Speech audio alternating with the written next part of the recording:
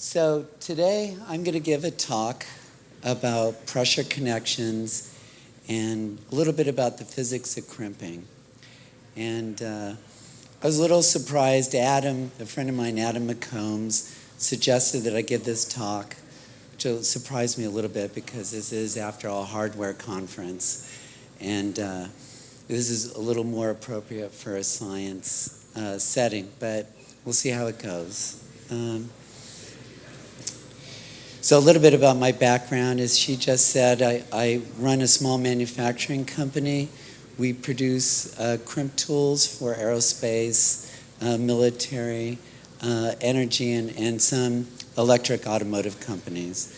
I'm a consultant to Panduit, TE, Molex, Amphenol, and ITT Canon.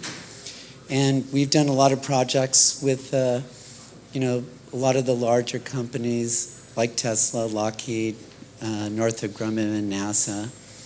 And then prior to that, I spent about 10 years in computational physics working on protein folding.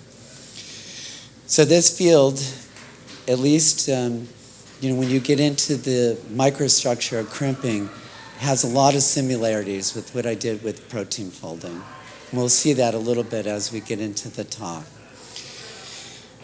So the thesis of this talk is that crimping is a lot more complex than probably most people would think. And we're going to explore that a little bit, but it's possible if there are other physicists in the audience, we could just assume a spherical cow and it only works in a vacuum. I just had to put that. I've never been able to put that in a talk before. So, all right. So, one of the first scientists that worked in the '60s, who has been cited quite a bit. He worked for a company called AMP. Had mentioned that good crimps don't happen. They're designed that way. And so, what we're going to try and do is show you what exactly he meant by that. One thing that comes to mind, this is a little bit like the O-ring disaster in the shuttle. Of 1,000 different things that you might be interested in, 1,001 would be the O-ring, because it's not something that would be that interesting, it just works. But just like the O-ring, there are a lot of different ways where crimping can fail, and it's usually in a durability situation. Things will work in a lab or when someone is prototyping, but if you're interested in making these things last, there are different things that help to know about the system and what's happening through the dynamics. So hopefully, if nothing else, even if you never have to have a wire harness made, you'll have a little better appreciation for what's going on under the hood. And if nothing else, you'll be able to justify spending more money on tools. So, just a really quick note, what I mean by pressure connections is we have both separable and permanent connections. The separable would be pin and sockets in a connector, disconnects, relay contacts, and even MEMS devices. And then the permanent ones are, of course, mechanical crimps and wrap wire and other things. But today we're going to look at mechanical crimps because they comprise probably the most popular type of pressure connection. So the first thing, what is a mechanical crimp? So you're using mechanical force to bring some conductors together. And the design goal is to make these stable and low resistance, right, of course.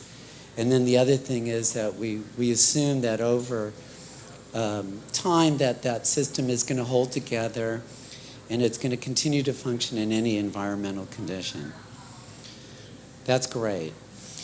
So again, Whiteley had mentioned to a lot of colleagues in '64, the outstanding performance of a crimped connection is not an obvious deduction, and it's not one that can be made from a casual examination. So we're going to look a little bit what motivated that quote. We're going to look at some crimp dynamics. We're going to look at what a crimp system is. if we have time, a little bit about testing, and then summarize the results. So for crimping dynamics, there are two key things that are happening. There's a bulk deformation that's occurring, and that's in the macrostructure. But where it really gets interesting is in microstructure at the micron level. And there are even some considerations at the nanoscales. So the first thing everyone knows, by bulk deformation, I mean when you take a tool and you crimp a wire in a contact, you're squeezing, you're going to get some movement in the wire barrel. And it's a mechanical engineering situation, right? So there's a lot of nonlinear, elastic, plastic, and a mixture of both, the deformations that are going on, and there's some recovery. The other key thing to know is that any time you start with a wire, it already has a surface film on it. It's not something you can see. We're not talking about rust. We're talking about thicknesses that might be a few microns to like 50, and they will act as dielectrics, and they will interfere with the conduction of electrons. And at the end, we're looking at when you crimp a system, we need something called a residual stress that's going to hold that system together. So this is just a little animation of what normally would happen. So we have some radial forces that are compressing in the center of this contact, and we have a little bit of elastic recovery. So we have two systems here. We have the barrel, and then we have this bulk group of wire strands. And essentially what's happening is that you have some radial compression from the barrel, and that you have radial compression in the wire, and you have longitudinal extrusion. And then when everything relaxes again, the aim or the goal is to make sure that there's a net force that is still being directed internally, radially. And where it gets a little bit complicated, it's going to depend on the number of wire strands. It's going to depend on the material of the crimp barrel. It's going to depend on the thickness. It's going to depend on the speed of the tool, the design of the indenter. All these things together will affect not only the compression, but the residual force that remains after it's had elastic recovery. So we're looking a little bit now, as I said, there's always going to be some type of surface film, an oxide.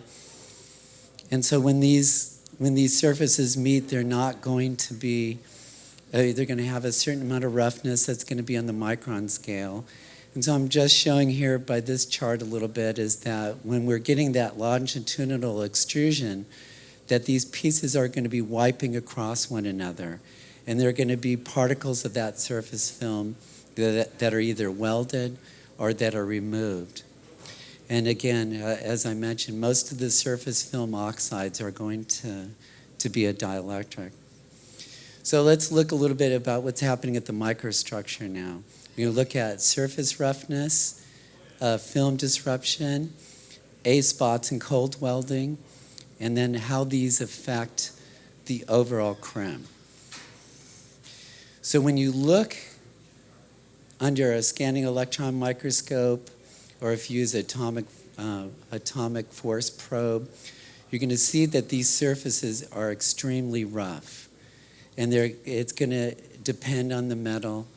It's going to depend on a lot of different situations. And then what we're showing here right now is 3 different types of roughness based on polishing. So what happens is that there are very few actual spots that make contact, that account for the load, and even fewer that are actually going to make electrical contact. So this is a famous chart that's showing what's happening to current that is running through something called an A-spot. It's a very special kind of surface phenomenon that's called an asperity. So we can see here in this chart, the red arrow shows the actual load point, and then the other arrows are showing we're having either tunneling through oxide layers or tunneling through voids. So the only place that there's actually conduction of current with very low resistance is the home contact. And to give a little better idea of what we're talking about, there's a paper that was released earlier this year that's showing an A spot in an aluminum conductor. You can see on the left that the contact spot, the only point that's actually making contact, is a very small part of that cylinder that's just a little greater than 1 millimeter in radius. And to the right, the protrusion, let's see if I can, so this is the A spot on that contact. And after they removed the cylinders, that was the void that was left. This particular spot carried the full current of this device, 85 amps, for about 85 hours. So that gives you an idea. It is not the bulk deformation that is making the electrical contact. The bulk deformation just keeps the system together. And in any conductor, you'll have hundreds of these, and they in turn are the reason that you have low resistance. So we're looking a little bit, this chart just shows what happens to the resistance based on contact load and the surface roughness.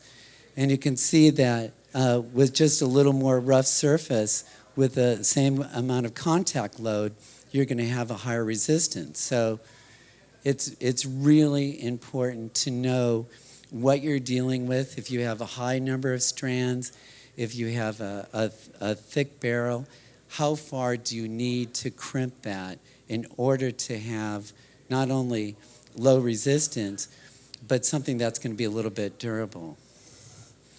So, and this is where crimping system comes in. So whenever you make a decision about an application, it should always be based first on the wire, then the terminal or the contact, and then the tool at the very end. And probably the most important thing is that there isn't a formal theory that can predict any of this, especially as you go up in size. If you go up to, you start at like 8 gauge and go up to 4/0 and larger, it becomes far more complicated than when you're crimping a 20 gauge to a 30 gauge wire.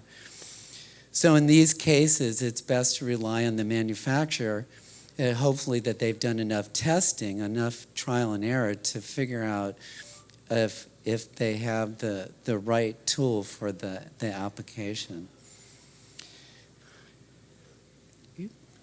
So, I'm going to talk a little bit about wire.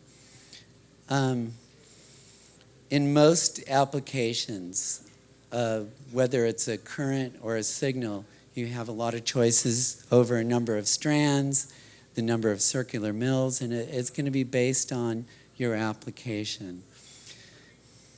But when it comes to the contact and the terminal, this is an area that you want to be a little familiar with. There are a lot of contacts that are not annealed anymore, and what this basically means is that their hardness is a little greater. They won't go through as much elastic deformation. And what that means is you're not going to get as many of these A spots. And then there are going to be occasions where not only will the hardness be a little bit larger, you won't be able to crimp as deep because you're going to start getting fractures. So depending again on your application, it's probably not worth, especially if you're looking at long-term results, it's not worth investing in materials that are not annealed or don't have tin as plating. If they use something like nickel, there are a lot of considerations. So now we'll speak a little bit about tooling. There is no universal tool. That every single application is going to vary. It's going to depend. It's going to depend on the crimp style. So here I'm showing in the industry right now, there are a lot of different types of die styles, how an object is going to be crimped. And these, again, are based on the application, like the hex. The hex is very popular in Europe. And it's a good crimp when you don't have that much in terms of surface corrosion. But if you have a lot of surface corrosion or a lot of surface films, it's better to use a 4-indent. Some of the other ones like circular and F-crimp are designed to work on very low-cost automotive crimps. The square and circular sometimes are used for ferrules. But the point is that the indenter shape can make a tremendous difference, not only on the initial resistance, but especially on the durability. And most well-designed crimps should be able to go at least a couple decades. So now to tie it all together, when a manufacturer starts looking at these applications, what they'll usually do is they have most companies have a general idea of the surface area that they need to deform. They have a general idea of how much power is going to be required by that tool, and ultimately the crimp depth. So what they'll do is they'll start off and they'll start doing tensile pulls. So there's basically we try to get about as much tensile as the wire would have on its own. And then we do millivolt drop tests. So you can see by the green line is representing the joint conductivity. But if you look at the black line underneath, it will peak and then it will quickly drop off. So it's not a good idea to try and maximize the tensile. It's better to find that region where you have a lot of confidence that you're getting an optimum result for both. The dotted red line is just an indication of the deformation, which is causing a reduction in the cross-section of the wires. So as far as testing, testing is basically a metallurgical process with the exception of doing millivolt drops. And so it can be pretty expensive to do this correctly. So I'll just cover very quickly.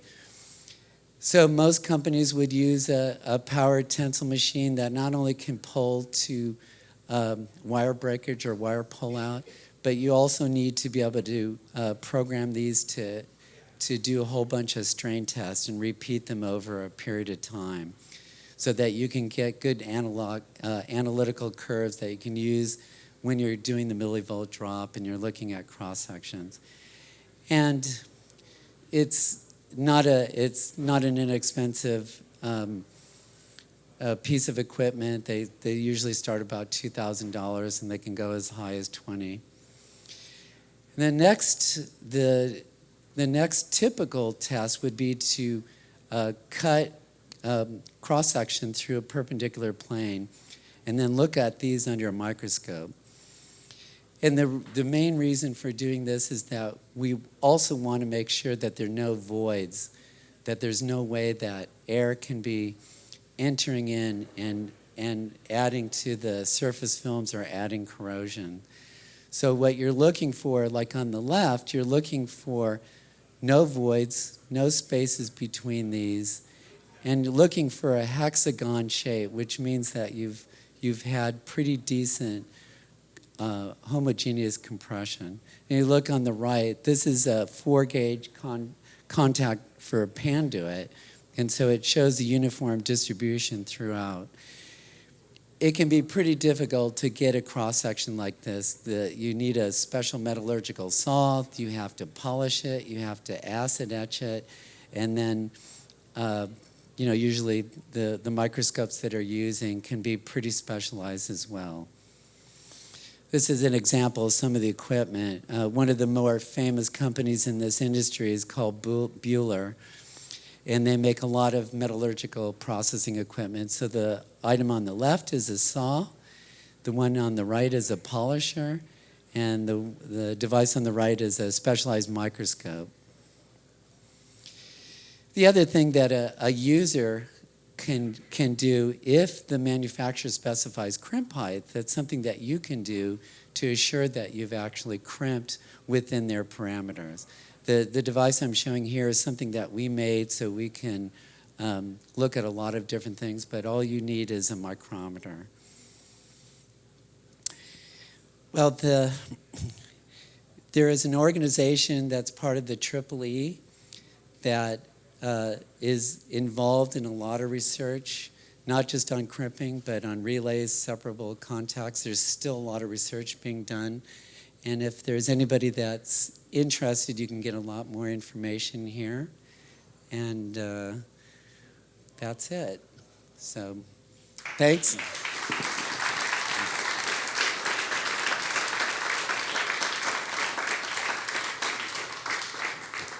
Just say thanks to a friend of mine that helped me with some of the graphics, Adam for giving me the idea in the first place, and Pat Whitestone. So if there are any questions, I'll be happy to answer. Go ahead.